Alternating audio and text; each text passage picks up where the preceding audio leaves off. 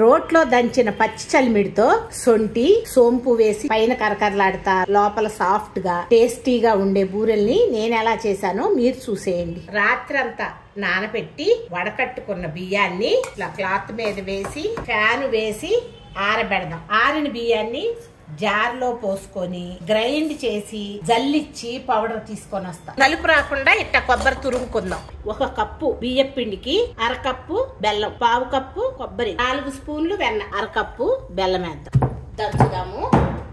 కొంచెం కొంచెం బియ్యం పిండి వేసుకుంటూ దంచండి. మధ్యలో ఒక్కసారి కొంచెం వెన్నపూస వేయండి, నూరండి. మళ్ళీ కొంచెం బియ్యం పిండి వేయండి. మిగతా బియ్యం పిండి కూడా వేయండి. కొంచెం కొంచెం చూసుకుంటా కలుపుకోవాలి. 2 యాలకులు, ఇంకొంచెం వెన్నపూస వేసి దంచండి. చూడండి అలా సాగుతూ ఉంటుంది.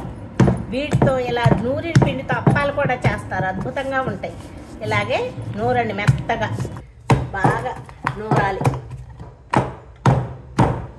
ఇలా చలిమిడిని మొత్తం అంతా తీసేయండి. ఇలా నూరుకున్నాం కదా, తురిమిన పచ్చి కొబ్బరిని వేసేద్దాం. ఇలా కలిపి పచ్చి చలిమిడి తయారీ విధానం ఇదమ్మా. రోట్లో నూరుకున్నాం కదా పచ్చి చలిమిడి, సోంపు సొంటి పొడి వేసి నేతిలో వేయించితే టేస్ట్ చాలా బాగుంటుందమ్మా. ఇప్పుడు నేను నూనెలో వేయించుతున్నా. నూనె కూడా వేద్దాం. ఇంకొకసారి పిసుకుదాం. నూనెతో కలిపాం కదా ఈ పచ్చి చలిమిడిని. ఇదిగోండి, చేతికి అంటుకోకుండా ఇలా ఉంది. ఇలా చిన్న చిన్న ఉండలు చేయండి. ఇలా అని ఇలా నొక్కండి. నొక్కుతుమే ఇలా నొక్కి వేసేయటమే. చూడండి, ఇలా నొక్కండి, వేసేయండి.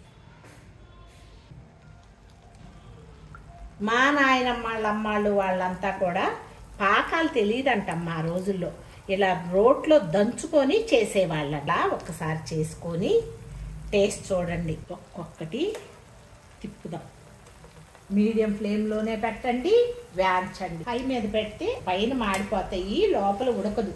ఒక్కొక్కటి ఇట్లా అంటూ ఒకసారి అలా నొక్కి తీసుకోండి. ఇలా నిదానంగా నొక్కి. ఊరిలో ఎక్సెస్ ఆయిల్ ఉంటుందమ్మా, అందుకని తీసేయండి. పచ్చి చలిమిడి రోట్లో దంచాం కదా, వాటిని చిన్న చిన్న అప్పాలుగా చేసుకుంటే మిగిలిన పిండితో ఇలా ఉంటుందమ్మా. లోపల వైపు పైన కరకరలాడుతా లోపల సాఫ్ట్గా టేస్టీగా ఉంటుందమ్మా.